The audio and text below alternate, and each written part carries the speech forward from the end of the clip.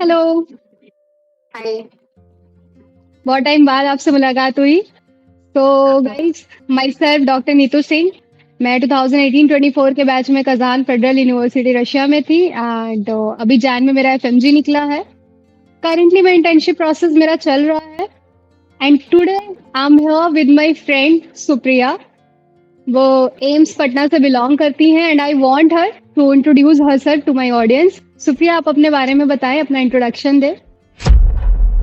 So hello everyone, I am a second year MBBS student AIIMS Patna में। और आप लोग मुझे आई थिंक पहले नहीं जानते होंगे, कुछ लोग जानते भी अगर चैनल अगर कॉमन अगर जुड़े होंगे तो आज मैं तुम लोग को बहुत अच्छे से मोटिवेट करूंगी, गाइडेंस करूंगी और कोशिश करूंगी तुम लोग को बताने को कि एक्चुअल में डिफरेंस क्या होता है। और अगर तुम चूज करना चाहते हो अब्रॉड के लिए या फिर एमबीबीएस यहाँ पे एम्स में या फिर गवर्नमेंट मेडिकल कॉलेज, तो सारे डिफरेंसेस मैं बताऊंगी। और आई थिंक ये वीडियो पूरा देखने के बाद तुम्हारे डाउट्स क्लियर हो जाएंगे कि एक्चुअल में क्या सही है क्या नहीं है। डेफिनेटली, क्योंकि मैं सुप्रिया को भी और अपने सभी व्यूअर्स को भी ये चीज़ बताना चाहूँगी कि मैं जिस यूनिवर्सिटी से मैंने अपनी एमबीबीएस की पढ़ाई कंप्लीट करी है, कजान फेडरल यूनिवर्सिटी, आप लोग चाहे तो गूगल कर ले, उसका क्यूएस वर्ल्ड रैंकिंग अप्रॉक्स 300-400 के नियर में है, जिसको रशिया का एम्स कहा जाता है। तो basically right now AIIMS in India versus AIIMS in Russia का ये पॉडकास्ट होने वाला है। तो सुप्रिया, मैं आपके बारे में डेफिनेटली मैं जानती हूँ, आपने मेरे व्यूअर्स को बता दिया है कि आप पटना से बिलोंग करते हो। आप ये चीज़ मेरे को बताओगे कि आपने मतलब कैसे क्या कट ऑफ वगैरह का, एम्स का कट ऑफ बहुत हाई जाता है, डेफिनेटली मुझे नहीं मिला इंडिया में। तो आपकी ये जर्नी कैसी रही, आपने कैसे एम्स का कट ऑफ क्लियर किया? सबसे पहले तो मैं ड्रॉपर थी और स्टार्टिंग में मैंने 11th से एलएन ज्वाइन किया था, ठीक है। तो 11th में मेरी पढ़ाई बहुत अच्छी चल रही थी, बहुत अच्छी इन द सेंस कि स्पोर्ट्स वगैरह भी मेरे बहुत अच्छे रहते थे। लाइक 600 के एवरेज में जो एलएन टेस्ट करा रहा है 550 से 600 के एवरेज में रहते थे। ऑफ कोर्स मैं 11th में 650 क्रॉस नहीं करती थी और जो मेरे लिए बहुत मैं पैनिक होती थी कि क्या होगा क्या नहीं होगा, अच्छा कॉलेज चाहिए, मेहनत कर रहे हैं, ये सब थी। तो उसके बाद फिर कोविड बैच हुआ, 12th में कोविड हुआ तो बोर्ड्स कैंसिल हो गए थे 12th के। तो उस टाइम पे मेरा ऐसा था कि यार पढ़ाई करते जा रहे हैं 12th का क्या पता नीट कब वो डिले होते, तो दिमाग में बन जाता है ना कि टाइमलाइन फिक्स नहीं है तो हमें कितना पढ़ना है क्या नहीं पढ़ना है। तो 12th में ना ऐसे होते होते मेरा मोटिवेशन पूरा डाउन हो गया और मैंने पढ़ना ही छोड़ दिया था। 12th पूरी मेरी वेस्ट चली गई और ऑब्वियसली बात है 12th के बाद मैं दोबारा से पढ़ना शुरू करूंगी तो मेरे लिए वो 11th भी पूरा का पूरा वैनिश हो चुका है, पूरा हट चुका है। तो अब एग्जैक्टली। मुझे दोबारा से प्रिपरेशन करना है। तो जब मैंने ड्रॉप ईयर में स्टार्ट किया पढ़ना, तो उस टाइम मैंने बहुत जैसे 12th के साथ तो मैंने नीट दिया, उस पर मैंने ड्रॉप ईयर में जब स्टार्ट किया पढ़ना, तो सब कुछ देखा जाए तो मुझे थोड़ा मेहनत लगा 11th का भी दोबारा टॉपिक पढ़ने में, 12th में भी। और 11th मैंने बहुत अच्छे से पढ़ी थी तो कम टाइम लगा मुझे 11th करने में। तो 11th 12th करके मैंने जब उस टाइम नीट दिया तो उस टाइम पे मेरे स्कोर 512 थे। और उस टाइम पे जब इतना स्कोर आया तो मैं मतलब मुझे बहुत लोगों ने बोला कि कोई और कोर्स ले लो, क्यों तुम ईयर वेस्ट करते जा रही हो। तो मैं एक चीज बोलूंगी कि यार लोगों का नहीं सुनना, जितने भी लोग बोलते हैं सराउंडिंग में किसी का मत सुनना, सिर्फ करना वही जो तुम खुद पे विश्वास रखना, ठीक है। तो मुझे बहुत लोगों ने बोला कि यार कितना लोगी तुम, मतलब यार लोग बोलते हैं ऐसा, तुम्हारे साथ भी तुम भी फेस करोगे आगे। और मैंने अभी फेस किया है। फिर मैंने बोला पापा से कि नहीं पापा मैं ड्रॉप लूंगी एक और मुझे एमबीबीएस चाहिए और वो भी बहुत अच्छे कॉलेज में चाहिए। ऑफकोर्स सबका ड्रीम कॉलेज एम्स दिल्ली रहता है। जब भी पढ़ना लोग शुरू करते हैं सोचते हैं हमें वहीं पे जाना है, लेकिन अनफॉर्चुनेटली हम जो चाहते हैं वो हमें कभी नहीं मिलेगी, ठीक है। तो हमें एडजस्ट करना पड़ेगा, तुम्हें एडजस्ट करना पड़ेगा, तुम्हें जो भी मिलेगा ना तुम्हें एडजस्ट करना पड़ेगा। सपने बहुत बड़े होते हैं लेकिन मैंने एक चीज अपनी जर्नी से नोटिस किया है ना, बड़े सपने देखना ठीक है पर एटलीस्ट वैसे सपने देखो कि एटलीस्ट गवर्नमेंट कॉलेज मिल जाए। अगर ये सोचोगे ना तो तुम एम्स दिल्ली भी क्रैक कर सकते हो, और अगर तुम डायरेक्ट ये सोचते हो कि एम्स दिल्ली जाना है ना तो तुम मेहनत ही फालतू फालतू चीजें पढ़ने लगोगे, तुम गवर्नमेंट कॉलेज में नहीं क्रैक कर पाओगे। तो इसीलिए ना सपने बड़े रखो लेकिन एटलीस्ट मेहनत भी करो उतना। तो ये सारी चीजें थी तो फिर मैंने ड्रॉप लिया। उसके बाद मैं कोटा गई तो कोटा में ही मैंने 11th से 12th भी एलएन में किया था पर घर आ गई थी। फिर मैंने अचीवर बैच लिया था 11th में। फिर जब मैंने दूसरा ड्रॉप लिया तो उस टाइम पे मेरी स्टडी ऐसा था कि पहले भी 512 स्कोर थे तो अच्छा स्कोर था, और इस नीट और अगले नीट के बीच में करीब 6-7 महीने का गैप था क्योंकि कोविड से वो थोड़ा एक्सटेंड हो गया था डेट, तो दोनों में सिर्फ 6-7 महीने का गैप था। तो मैंने सोचा अच्छा अपॉर्चुनिटी है, उसमें मैंने सोचा कि ऑफलाइन क्लास भी लेने की जरूरत नहीं है, क्योंकि 6-7 महीने डिसिप्लिन का जरूरत नहीं है, जो भी है टेस्ट मॉक टेस्ट वगैरह ज्यादा दूंगी, नंबर इंक्रीज हो जाएंगे। तो मैंने वही सेम हम्म। किया। तो फिर मैंने जब ड्रॉप लेकर के फिर मैंने नीट दिया, तो उसमें मेरे 628 स्कोर आए, जिसमें मैंने फिजिक्स बायोलॉजी में मेरे 350 थे, केमिस्ट्री में फिजिक्स में 145 थे, केमिस्ट्री में 133 के अराउंड, आई थिंक कैलकुलेट कर लेना, थोड़ा सा मैं भूल रही हूँ। तो ऐसे मेरे स्कोर कोई थे। बात नहीं।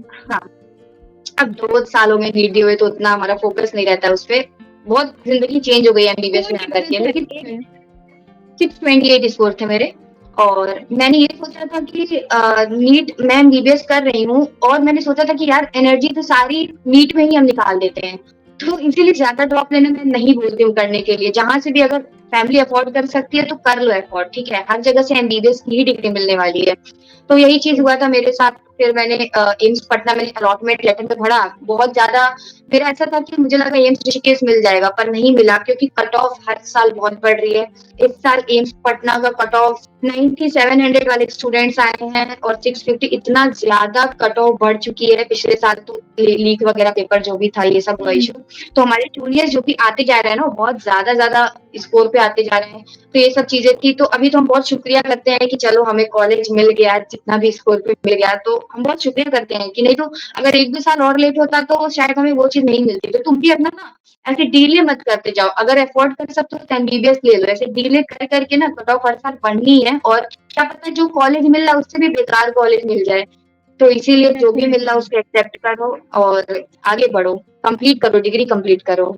डेफिनेटली आई होप कि आपका ये जो जर्नी रहा है, एम्स तक का सफर रहा है, वो बच्चे उससे कनेक्ट कर पाएंगे और सही डिसीजन लेंगे। तो मैं थोड़ा सा एम्स के बारे में जानना चाहती हूँ। मैंने सिर्फ एम्स नाम सुना हुआ है कि कैसे क्या वहाँ पे पढ़ाई होती है, क्या एक्चुअली में सिस्टम चलता है, स्ट्रिक्ट होते हैं, क्या माहौल है वहाँ का, वो मुझे जानना है। एम्स में देखा जाए तो प्रोफेसर की बात करूं मैं, तो प्रोफेसर सारे के सारे क्वालिफाइड, लाइक वो लोग फॉरेन से भी बहुत पढ़े रहते हैं। बट एक और चीज, सबके सब प्रोफेसर एसआरशिप जेआरशिप जो भी एम्स दिल्ली का रहता है, एमएमसी का भी एमएमसी का रहता है, सारे के सारे प्रोफेसर बहुत हाई अच्छे अच्छे इंस्टीट्यूट से रहते हैं। पर एक चीज मैं कहूंगी, अच्छे इंस्टीट्यूट से रहने का मतलब ये नहीं है कि टीचर अच्छे हैं। मैं ऐसे डिफेंड नहीं कर रही हूँ। एक पढ़ाना, देखो, जैसे तुम अलग सर को देख सकते हो, उनकी तो खुद आईआईटी में नहीं क्लियर हुई है, पर वो एक टीचर बहुत अच्छे हैं। तो प्रोफेसर डेफिनेटली। कैसा होता है ना, हाँ, तो जो पढ़ना है ना, तुम्हें भी यहाँ पे आके खुद से ही पढ़ना है। ऐसा नहीं है कि प्रोफेसर तुम्हें ऐसा पढ़ा देंगे या फिर कुछ ऐसा बोल देंगे कि तुम बहुत आगे बढ़ जाओगे। तुम्हें मेहनत खुद से ही करनी है, ठीक है। ऑब्वियसली उनको देख करके तुम मोटिवेट जरूर होगे कि वो भी एम्स दिल्ली से पढ़ रहे हैं, एमएमसी बीएमएमसी इतने अच्छे कॉलेजेस से पढ़ करके आगे हमें पढ़ा रहे हैं। वो चीजें हम्म। मोटिवेशन के तौर पे ले सकते हो, लेकिन एट द एंड पढ़ना तुम्हें ही है। मैं सच बोल रही हूँ, कॉलेज में कोई नहीं है कि 100% लेक्चर सुन रहा है। गेनिंग तो 20-30% की होती है। जो भी पढ़ना है तुम्हें खुद से पढ़ना है सब कुछ। तो यही चीज होती है। और प्रोफेसर यहाँ पे बहुत ऐसे रिसर्च वगैरह बहुत एक्टिव रहते हैं। एम्स वगैरह में रिसर्च के लिए बहुत एक्स्ट्रा जाना पड़ता है, और बहुत सारे प्रोजेक्ट हैं अच्छे अच्छे लेवल, बहुत लेवल अच्छे लेवल पर। डब्ल्यूएचओ से ऐसे बहुत ऐसे कनेक्शन रहता है, बहुत चीजें, क्योंकि देखो आज टॉप इंस्टीट्यूट यही है। तो जो भी करते हैं इंडिया के लिए, डॉक्टर जो भी यहाँ के करते हैं, तो वो सब इंडिया के लिए करते हैं। तो ये सब सारी चीजें थी। और प्रोफेसर यहाँ पे बहुत एजुकेटेड रहते हैं और बहुत स्ट्रिक्ट भी रहते हैं। कुछ कुछ बहुत काम भी होते हैं, बहुत अच्छे से बात करते हैं। ओवरऑल जाए तो वो तुम्हारी हेल्प करेंगे। कोई भी तुम दिक्कत उनके पास जाओ तो हेल्प बहुत अच्छे से करेंगे। कोई भी तुम्हारे चीजों को जो भी तुम बोलोगे ना उसको डिनाई नहीं करेंगे, सुनेंगे तुम्हारी। प्रोफेसर के बारे में। तो जैसे कि आपने अभी बोला कि कॉलेज से आपको 100% चीजें नहीं मिलती है, टीचर्स भी एक क्लास में सारी बातें नहीं डिलीवर कर सकते हैं, तो आप लोग मैनेज कैसे करते हो स्टडीज का? जैसे कि सब्सक्रिप्शन तो बोला जाए तो प्रोफेसर भी आई थिंक उनका कोई और सोर्स होगा पढ़ने का, तो ऐसे ही हमारा भी सोर्स रहता है। जैसे कि हम प्रेप लेटर मैरो ये सब से ज्वाइन कर लेते हैं, और वहां पे भी प्रॉपर हम लेक्चर देखते हैं, नोट्स बनाते हैं, फिर वो सब पढ़ते हैं। तो ज्यादा फोकस देखा जाए तो सेल्फ स्टडी पे ही होता है। सेल्फ प्रोफेसर एक क्लास में पूरा पूरे चैप्टर उठा देंगे, और तुम बुक खोलोगे तो वो चैप्टर के 50-60 पन्ने हैं, और वो पॉसिबल नहीं है कि कोई पढ़ ले। और सच में पढ़ता भी नहीं है कोई। जो भी पढ़ के पास होते हैं ना, मार्किंग सीनियर्स हमें देते हैं, और मार्क्स में इतने ज्यादा होते हैं ना कि वो भी हमसे कंप्लीट नहीं हो पाता है। तो यही चीज रहता है पैटर्न पढ़ने का। जो भी पढ़ना है तुम्हें खुद से ही पढ़ना है, सब कुछ खुद से मेहनत करना है। टीचर प्रोफेसर कोई कुछ नहीं कर सकते हैं। प्रोफेसर को एट द एंड तुमसे आंसर चाहिए, वो तुम्हें आना चाहिए, और वो तुम्हें खुद से ही पढ़ के आएगा। एग्जैक्टली मैं वही स्टूडेंट्स को बोलती हूँ कि सेल्फ स्टडी मैटर करता है, कॉलेज नहीं मैटर करता है। बच्चों को पता है क्या लगता है कि पढ़ाई गवर्नमेंट कॉलेज में हो रही है, ना प्राइवेट में हो रही है, ना अब्रॉड में हो रही है भाई। कैसे समझाऊँ, पढ़ाई एक लेवल तक ही सेम हो रही है हर जगह पे। बस ये है कि हाँ, कोई बहुत रेप्यूटेड इंस्टीट्यूट है तो वहाँ पे काफ़ी ऐसे टीचर मिल जाएँगे जो आपको ज़्यादा बेटर पढ़ाएँगे, दूसरों के हुँ, कंपैरिज़न में ये डिफ़रेंस ज़रूर आता है। बट कोई भी टीचर हुँ, 100% आपको नॉलेज नहीं डिलीवर कर पाएगा, पॉसिबल ही नहीं है। पढ़ाना चाहेगा हुँ, तो भी पॉसिबल नहीं है। हुँ, नहीं ऐसे हुँ। पढ़ाने पे आ जाएँगे तो हमारा एमबीबीएस होगा ही नहीं, जो ड्यूरेशन दे रखा है उतने बिल्कुल, में। फर्स्ट ईयर भी करने में 5 साल लग जाएँगे पूरे, इतना सिलेबस है। वही बोल रहे हैं, बट वही है ना कि लोगों को लेके इसको चीज़ को लेके बहुत डाउट होता है एंड डेफिनिटली नहीं, पेशेंट नीट इन का भी है। प्रोब्लम्स की क्या ही बोलूँ। हाँ, नीट और नीट का पार्ट बताया जाए तो नीट का हमें किसी को नहीं याद होगा, बहुत रेयरली किसी को याद होगा नीट के बारे में। देखा जाए इतना पढ़ो कि काम चल जाए, डॉक्टर बनना है, ठीक है? साइंटिस्ट भी ठीक है बन लेना लेकिन एटलीस्ट डॉक्टर बनना है तो इसीलिए इतना कुछ नहीं होता, इतना हाइप करके मत रखो, पढ़ना तो यहाँ पे बेसिकली ज़्यादा ही है। बस इतना है कि ड्रॉप लेने में अपनी पूरी एनर्जी नीट में ही मत निकाल दो, एमबीबीएस पे ज़्यादा फोकस अरे! करना है। और यहाँ पे हमारा एमबीबीएस में ही एनर्जी लो हो जाती है पूरी। बच्चों की यही गलती है पता है, जो मैंने अभी तक नोटिस किया बच्चे लिटरली 5-5 6-6 ड्रॉप ले रहे हैं, व्हाय? कि नहीं मेरे को गवर्नमेंट कॉलेज ही चाहिए। अरे आप पूरा वहीं फिनिश हो जाओगे। आप यहीं फिनिश हो जाओगे तो आगे मेडिकल कॉलेज में एफर्ट क्या करोगे? ये बच्चों को समझ हाँ, ही नहीं आ रहा है कि रियलिटी कुछ और लेकिन चल एक और रही है। चीज़ है एक और चीज़ है अगर स्कोर्स वगैरह अच्छे आ रहे हैं, थोड़े बहुत स्कोर से रह गया हो, थोड़ा बहुत स्कोर से तो मैं बोलूँगी ड्रॉप लेना भी वर्थ इट ही है, क्योंकि नहीं, एमबीबीएस थोड़े अच्छा बहुत है। स्कोर वाले में तो देखिए मैं बोलूँगी जो मैंने नोटिस किया है कि मैक्स टू मैक्स बच्चा सेकंड या मैक्सिमम थर्ड तक कर लेता है। उसके हुँ, बाद हुँ, भी अगर आप नहीं कई बच्चे ऐसे होते हैं ना अब जैसे उनके 200 आ रहे हैं, 300 आ रहे हैं, 400 आ रहे हैं, तो उनको थोड़ा सोचना चाहिए। मैं ये हुँ, नहीं कह रही हूँ कि वो हुँ। बच्चे निकाल नहीं पाएँगे, बट वो सफ़र बहुत लंबा है। स्टार्टिंग का 2-300 का उतना मुश्किल टाइम नहीं है, निकालना बट उसके है। ऊपर का सफ़र जो है बहुत टफ है एक-एक नंबर के लिए। एमबीबीएस में तो आके हम सोचते हैं कैसे ये 5 निकले, कैसे निकले, है ना? सेम हमारे यहाँ भी है, भाई 5 बजे बहुत है। थर्ड, फोर्थ ईयर तक तो एकदम एग्ज़ॉस्ट हो जाते हैं कि पूरा सीनियर्स को मैं सुनती बस यार कि भागना है हमें यहाँ से। एग्ज़ैक्टली यही फीलिंग आती है। तो वही तो बच्चों को समझाते हैं कि तुम अभी से इतना डिमोटिवेट मत हो जाओ वरना तुम कॉलेज में करोगे क्या? और कई हुँ, बच्चों का हुँ, इस चीज़ पे आप क्या बोलोगे? मैंने कई बच्चों के मुँह से सुना है कि हुँ, बच्चे ये बोलते हैं कि अगर हमारे 12th में ही अच्छे मार्क्स नहीं आए हैं, नीट में ही उतने अच्छे नहीं आए हैं, जो बच्चे जैसे प्राइवेट वगैरह करते हैं, तो हुँ, वो हुँ। आगे क्या ही कर पाएँगे? तो आपको क्या लगता है कि जो बच्चे नीट में अच्छा स्कोर कर पाते हैं, वही एफर्ट करते हैं आगे चल के? क्योंकि ऐसा मैं देखूँ तो फिर तो आप रिज़र्वेशन कैटेगरी देख लो, एससी, एसटी तो लो मार्क्स पे अच्छे-अच्छे कॉलेज में जाती है, तो वो बच्चे कैसे एफर्ट करते हैं? देखिए कुछ मैटर नहीं करता है, जो भी मैटर करता है जैसे मतलब कॉलेज मैटर नहीं करता है। ये नीट को लेके और एमबीबीएस को लेके लोग कंपेयर करते हैं कि नीट ज़्यादा टफ है कि हाँ, कि एमबीबीएस अच्छे ज़्यादा कॉलेज टफ है। से नहीं किया तो अच्छे जगह नहीं चाहिए ना। हुँ। हाँ, हाँ, सबसे पहले मैं ये कहना चाहूँगी जैसे कि तुम लोग को लगता है कि बहुत अच्छे कॉलेज से किया तभी जा कर के आगे लाइफ अच्छी होने वाली है, तो तुम अभी ये सर्च कर दो गूगल पे जाके सर्च करना कितने प्राइवेट इंस्टीट्यूट से इतनी अच्छी-अच्छी रैंक लेकर के बैठे हैं पीजी में, इतना अच्छा-अच्छा डिग्री मतलब इतना अच्छा-अच्छा डिपार्टमेंट में बैठे हुए हैं, जहाँ पे उनकी पेशेंट लोड और वो देखा जाए तो सोशली भी इतना ज़्यादा सक्सेस है। तुम बहुत सारे एग्ज़ाम्पल्स हैं ऐसे, तो ऐसा कुछ नहीं होता है। देखो कुछ मैटर नहीं करता है कहाँ से पढ़ रहे हो, एट द एंड डॉक्टर अच्छा निकलना चाहिए। बहुत सारे प्राइवेट के भी बहुत अच्छे-अच्छे रैंक लेकर के आते हैं। बहुत सारे एम्स में भी ऐसे होते हैं जो अच्छे रैंक लेकर नहीं आते हैं, वो हमें फैकल्टी की तरह पढ़ाते हैं। एम्स में भी ऐसा होता है। ऐसा नहीं है कि जो बहुत अच्छा-अच्छा कर करके रैंक लाते हैं, देखो डेफिनिटली ज़्यादा अच्छे इंस्टीट्यूट से थोड़ा ज़्यादा रैंक लाते हैं, लेकिन बात ये है कि प्राइवेट से भी इतने अच्छे-अच्छे रैंक लाते हैं जो एम्स वालों को भी बहुत अच्छा टक्कर दे लेते हैं। तो जो मेहनत करना है एमबीबीएस में आकर के करो, अच्छी ब्रांच लो यार, अच्छा पैसा कमाओगे। तो यही यही सारी चीज़ें आई थिंक लोग नहीं समझ रहे लोग यार तो बेसिकली आप ये बोलना चाह रहे हो कि आपके नीट मार्क्स कितने हैं या आप कौन से कॉलेज से हो, उससे ज़्यादा ये मैटर करता है कि आपने एमबीबीएस के टाइम पे कितना मेहनत किया है। पीजी में कितना अच्छा कर रहे हो ये सब मैटर करता है। आपके लाइफ के क्या गोल्स हैं? अभी आप सेकंड ईयर में हो तो आगे के लिए क्या सोचा है आपने? आगे के लिए देखिए आप भी मेरे से रिलेट कर पाते होंगे कि एमबीबीएस की जर्नी में हमारा पूरा ब्रेन सेल्स काम करना बंद कर देता है कि हम सोचते हैं कि यार कोई डिपार्टमेंट मिल जाए, अच्छा डिपार्टमेंट मिल जाए, पेशेंट लोड जहाँ पे अच्छा हो। क्योंकि यहाँ पे आकर के ना इतनी सारी चीज़ें हैं पढ़ने के लिए, कुछ भी सेल्फ डाउट होता है यार वो एमडी कर रहे हैं, हमें वहाँ तक जाना है, कैसे करेंगे? और फिर हम लोग और जैसे ऑप्था डिपार्टमेंट ईएनटी में पोस्टिंग लग गई, तो उसमें भी देखिए इतना पेशेंट लोड है यार, तो ऐसा लगता है ना यार कोई भी डिपार्टमेंट मिल जाए, बस मुझे उस फील्ड में अच्छा नॉलेजेबल रहना है और उस फील्ड में अच्छा करना है।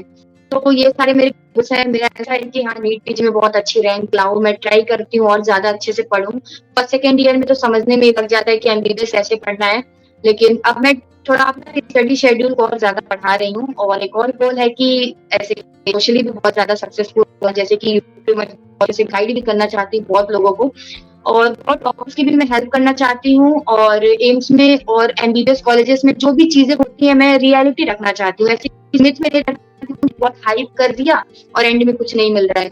तो ये सारी चीज़ें और जो मरे जा रहे हैं एमबीबीएस करने के लिए और उन लोग को लगता है कि यहाँ पे आकर के बहुत ऐसे ऑफ कोर्स एमबीबीएस कर रहे हैं, वो एक अपने में ही एक अलग सा ऑरा है, लेकिन ऐसा नहीं है कि जिंदगी छोड़ दो जीना यार। मतलब इतना मेहनत कर लिया नीट में ना, लगता है कि एमबीबीएस में आकर के उतना नहीं मिलता है, जैसे हम सोच के जाते हैं ना कि नीट में इतना मेहनत कर लिया है और एमबीबीएस जाते ही ये बहुत और डबल हो जाएगा, वो फैमिली में हो जाएगा एग्जैक्टली, लेकिन यहाँ पे जितना प्रेशर लोड रहता है ना, कुछ लोग तो सोचते हैं यार कोई और कोर्स कर लेते, तो ये सारी चीजें रहती है। फिर भी आपका ऐसा कोई ड्रीम ब्रांच हो कि ये मिल जाता तो बहुत अच्छा होता, ऐसा कुछ आपने सोच रखा हो? मैंने सोचा है कि सर्जरी डिपार्टमेंट में जाना और शायद मैं मेडिसिन ज़्यादा लेना प्रेफ़र करूँगी, क्योंकि जनरल सर्जरी में देखा जाए तो मेंटल के साथ-साथ फिज़िकल हेल्थ भी चाहिए। 6 से 7-7 8-8 घंटे खड़े होके सर्जरी करना, दिमाग के बहुत बड़ी साथ-साथ बात है। पोटेंशियल भी चाहिए, फिज़िकल हेल्थ भी चाहिए और मेडिसिन में तो क्या बैठ कर के दवा लिखते रहो और सबसे ज़्यादा डिमांडिंग ब्रांच जनरल मेडिसिन है और मैं ट्राई करूँगी कि वो मुझे मिल जाए। और एक और चीज़ बोलूँगी, लोग बोलते हैं न्यूरो सर्जरी करना और neuro medicine, cardio surgery, gastroenterologist, भाई वो एक सुपर स्पेशलिटी है। पहले पीजी होती है फिर मिलता है। ऐसे नहीं कि कुछ टॉपर्स तो मैंने सुना है नीट के एआईआर 1 जो लाते हैं कि मुझे न्यूरो सर्जन बनना है। तो वो चीज़ super speciality speciality at least clear कर लो फिर जाकर के सुपर स्पेशलिटी सोचना। तो स्पेशलिटी में मैं जनरल मेडिसिन को ज़्यादा प्रेफ़र करूँगी। नाइस, बहुत अच्छी बात है। आपका क्या इंस्पिरेशन था? मतलब आप इस फील्ड में आए कैसे? देखो मेरा ऐसा पहले से कुछ नहीं था कि मुझे डॉक्टर बनना है। हाँ, बच्चों में कुछ भी प्रोफेशन बोल देते हैं, I want to become doctor, become कुछ भी बोल देते हैं, लेकिन ऐसा था कि जैसे पापा को किसी ने मोटिवेट किया कि नहीं आप इनको कोटा भेजिए, कोटा भेजेंगे तो कुछ ना कुछ तो बनकर ही निकलेगा बच्चा वहाँ। जैसे दिमाग में रहता है ज़्यादा पैसे तो बच्चा अच्छा से पढ़ेगा। तो मुझे कोटा भेज दिया और बाय डिफ़ॉल्ट मुझे मेरा मैथ में भी इंटरेस्ट था, बायो में भी इंटरेस्ट था। दोनों में मेरे 10th में भी 95 स्कोर थे, तो मैं दोनों ब्रांच ले सकती थी, दोनों में जा सकती। तो जब मुझे कोटा के ऐसे एरिया भेजा गया जहाँ पे नीट की तैयारी होती है, तो बाय डिफ़ॉल्ट मेरी नीट की तैयारी शुरू हुई, डॉक्टर बन गई। ये तो ऐसा कुछ पहले से प्लान नहीं था कि डॉक्टर ही बनना है। मैं वहाँ पे चली गई तो नीट की तैयारी होने लगी, क्योंकि मैं भी पहली डॉक्टर हूँ अपनी पूरी फैमिली में और मैं पूरे रिलेटिव्स में पहली डॉक्टर हूँ, पहली एमबीबीएस डॉक्टर हूँ और कोई नहीं है जो मेरे यहाँ तक फील्ड तक पहुँचा। तो मेरे पास कोई गाइडेंस नहीं था, मुझे कुछ नहीं पता था कि नीट करते हैं, मुझे ये भी नहीं पता था कि पहले सीपीएमटी होती थी, कुछ नहीं पता था मुझे। तो इसीलिए मेरे पास कोई ऐसा गाइडेंस नहीं था, बस ऐसे था मैं पढ़ते गई और मैं डॉक्टर बन गई। मेरा सीन ऐसा था कुछ। चलिए, ये तो बहुत अच्छी बात है एंड काफ़ी आपकी यूनिक स्टोरी है, क्योंकि बच्चों को यूजुअली क्या लगता है ना कि नहीं, इसके लिए तो भाई ड्रीम होता है, इंसान सोचता है, मेहनत करता है, बचपन फिर से ही जाता है। पढ़ना पड़ेगा, फिर से ही एग्ज़ैक्टली, पढ़ना पड़ेगा। एग्ज़ैक्टली, हाँ, एग्ज़ैक्टली, हाँ। ये चीज़ होता है, मैंने सुना हुआ है काफ़ी लोगों से। तो ऐसा भी हुँ। होता है, मैं चाहूँगी मेरे ऑडियंस इस चीज़ से कनेक्ट करे, नीड एस्पायरेंट्स इस चीज़ से कनेक्ट करे। ये ज़रूरी हुँ। नहीं है भाई, बिना उसके भी eight the and hard work matter करता है, जो भी करता है उससे रिज़ल्ट आता है। गाइडेंस हुँ। मेरे पे भी नहीं थी, गाइडेंस आप पे भी नहीं थी, बट एनीवे मेरे से वो हुँ। चीज़ नहीं हुई, बट आपने वो चीज़ किया है, वो बहुत बड़ी चीज़ है, वो बहुत अच्छी एक मेरे चीज़ है। अंदर अच्छी चीज़ थी ना कि देखो गाइडेंस मेरे पास नहीं थी, पर एक चीज़ है ना कि मैं झुक के सीखती थी। कोई अगर सिलेक्टेड है ना तो उसको सीखती थी, यार मुझे भी बताओ क्या कैसे पढ़ना है। जिनकी हुँ, अच्छा है मैं सीखने की कोशिश करती थी। तो एटीट्यूड में नहीं रहना कि यार उसके पास जाके पूछेंगे तो ये ऐसे डाउन हो जाएँगे, नहीं, झुक करके सीखो। जब सीखने की एज में हो ना तो सीखो। कोई भी बोल रहा है तो सुनो, एग्ज़ैक्टली। कोई सिलेक्टेड बच्चा बोल रहा है तो उसकी बात सुनो। क्योंकि कई टीचर्स भी नीट नहीं क्रैक किए हैं, लेकिन जो सिलेक्टेड बच्चा बोलता है वो मेरे दिमाग में अच्छा लगता है। तो इसीलिए सीखने में पीछे मत हटना। हाँ, कोई भी अगर सिखा रहा है नहीं, ना हुँ, जैसे कि मैम बता रही हैं जिन चीज़ें के बारे में, अब्रॉड के बारे में, तो वो एक्चुअल में रियलिटी बता रहे हैं। ऐसा नहीं है कि तुम सोच रहे हो अरे ये तो चैनल के लिए ऐसे नहीं है, वो रियलिटी बता रही है कि एमबीबीएस में एक्चुअल में क्या होता है। मेहनत एमबीबीएस में करनी है, नीट का स्कोर नहीं मैटर करता है। जो भी मैटर करता है तुम्हारे एमबीबीएस के मेहनत मैटर करता है। और उसके बाद डॉक्टर बनो तो उसमें तुम सर्जरी करना, अंडर ग्रेजुएट को सर्जरी नहीं करने दिया जाता है। I think illegal under graduate से सर्जरी कराना। डेफिनेटली डेफिनेटली इलीगल भी। और मुझे समझ में नहीं आता कि बच्चों के दिमाग में ये बातें ढाल कौन रहा है। बच्चे ये चीज इमेजिन भी कैसे कर रहे हैं कि हम हॉस्पिटल में जाके डॉक्टर की जगह काम करेंगे। चाहे इंडिया हो, रशिया हो, कोई भी कंट्री हो, आप डॉक्टर की जगह नहीं काम करोगे एमबीबीएस की पढ़ाई के ड्यूरेशन पे। आप सिर्फ ऑब्जर्व करोगे। डॉक्टर को आप मेडिकल हिस्ट्री देते हो, रिपोर्टिंग देते हो बेसिकली कि पेशेंट का क्या क्या था। एग्जैक्टली यही सेम चीज बाहर भी होता है, यही सेम चीज इंडिया में भी होता है, लेकिन बच्चे नहीं जानते हैं।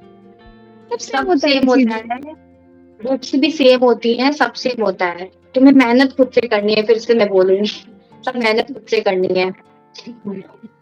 तो बेसिकली डॉक्टर्स करते हैं। एग्जैक्टली एट द एंड आप नीड एस्पायरेंट्स को क्या मैसेज देना चाहोगी अपने तरफ से, क्योंकि आपने एक बहुत बड़ी चीज अचीव की है।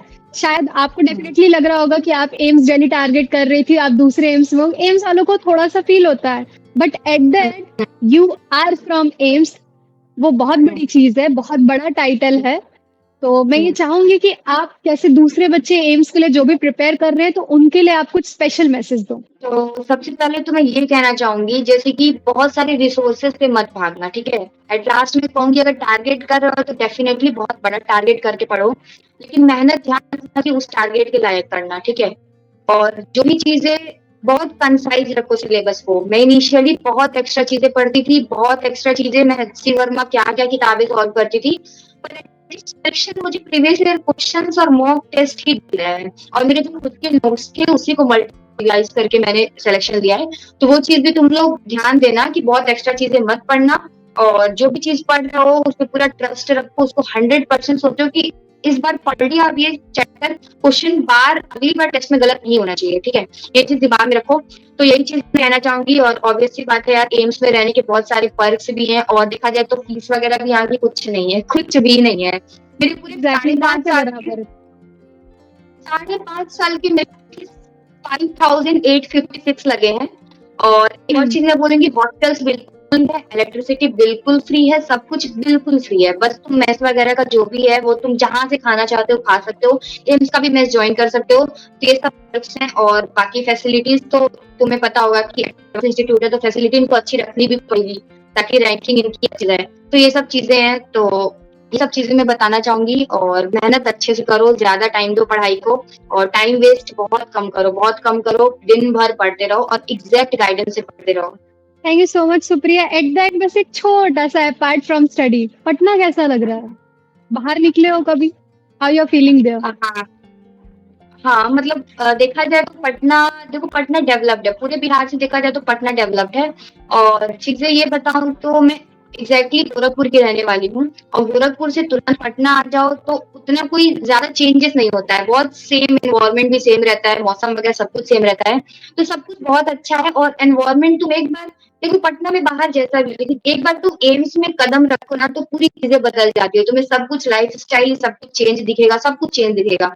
तो ऐसी चीजें हैं। और यहाँ पे एक्सप्लोर करने के लिए बहुत अच्छी अच्छी चीजें हैं, तो तुम कर सकते हो, आकर के देख सकते हो। और बहुत ही डेवलप्ड हो चुका है पहले से।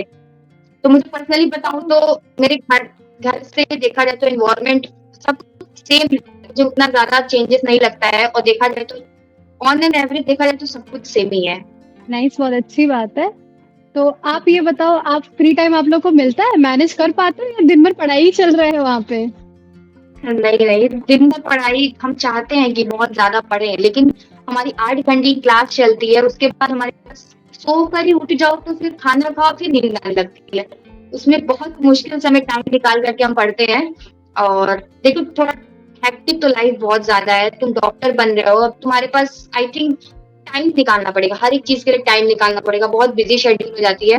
और अभी देखा जाए मैं और ये फ्री इसलिए है क्योंकि इनका भी काउंसलिंग चलता है, और मैं फ्री इसलिए हूँ क्योंकि मेरे वेकेशन तो स्टार्ट होने हैं। तो इसलिए हम इतना फ्री है कि लाइव करते हैं। नहीं तो हमारी छुट्टियां बहुत कम होती है, बहुत रेयरली बहुत टाइम निकाल के हम वीडियोस वगैरह रिकॉर्ड करते हैं।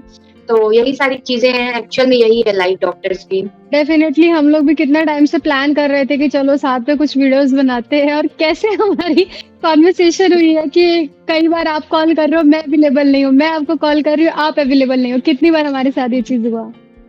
तो होता है ये चीज़ हमारे फील्ड में। Anyway, thank you so much Supriya. मतलब बहुत अच्छा लगा मुझे कि आप मेरे चैनल पे आए, मेरे स्टूडेंट्स हैं, जो भी मेरे व्यूअर्स हैं, उनको एम्स के बारे में बताया। जो भी बच्चे गलत चीज़ें सोच रहे थे कि इंडिया और अब्रॉड को लेके, उन्हें काफ़ी क्लैरिटी मिली होगी। एंड आई होप, वैसे आप भी, आपका भी चैनल है, आप अपने चैनल का नाम चाहो तो मेंशन कर सकते हो मेरे व्यूअर्स को, वो लोग जॉइन कर लेंगे। ओके, सुप्रिया एम्स डालोगे तो स्टार्टिंग में ही आ जाएगा, एम्स पटना से हूँ मैं। तो आप मेरे चैनल सुप्रिया एम्स सर्च करोगे यूट्यूब पर तो वो टॉप पर ही आ जाएगी, स्क्रीन पे दिखा दे रही हूँ मैं। तो इस पे आप जाकर के सब्सक्राइब कर सकते हो, और जो भी जेन्युइन गाइडेंस मैं ट्राई करती हूँ, सारे जेन्युइन गाइडेंस दूँ, और वो एमबीबीएस ब्लॉग, एम्स ब्लॉग और जितनी फैसिलिटीज है सब कुछ मैं शेयर करती रहती हूँ, तो बहुत हेल्पफुल होगा पूरे लाइफ टाइम के लिए। तो गाइस, मैं बेसिकली रिक्वेस्ट करूंगी कि जो भी लोग हमें यहाँ पे वॉच कर रहे हैं, आप लोग, मेरा चैनल है डॉक्टर नीतू सिंह, सुप्रिया का चैनल है सुप्रिया एम्स, आप लोग हमें ज्वाइन कर सकते हैं। एंड जिन स्टूडेंट्स को जहाँ से भी जो नॉलेज मिले, आप लोग गेन करें एंड अकॉर्डिंगली अपना आगे का वर्क करें। We just want to create awareness. हम सिर्फ आपको रियलिटी दिखाना चाहते हैं कि एक्चुअली में चीज़ें क्या है। वी डोंट वांट कि हम सिर्फ कंटेंट या व्यूज के लिए कुछ चीज़ें एक्स्ट्रा एक्स्ट्रा ऐड करके बताएं और आप लोग मिसगाइड हो। तो सुप्रिया आपको स्टडी रिलेटेड एंड वहाँ की लाइफ रिलेटेड एग्जैक्ट चीज़ें आप बताती हैं अपने चैनल पे, तो आप लोग वहाँ के चैनल पे देख सकते हैं। मैं बेसिकली अब्रॉड रिलेटेड चीज़ें बताती हूँ, तो जिन बच्चों का भी इसमें इंटरेस्ट है वो मेरा चैनल वॉच कर सकते हैं। Okay Supriya, see you soon. फिर देखते हैं कहाँ पे हमें टाइम मिलता है, एंड फिर हम कनेक्ट करेंगे एक दूसरे से। एक बार तो मिलेंगे यूपी में। चलिए ठीक है, थैंक यू, बहुत अच्छा लगा आपसे बात करके। बाय। Same here.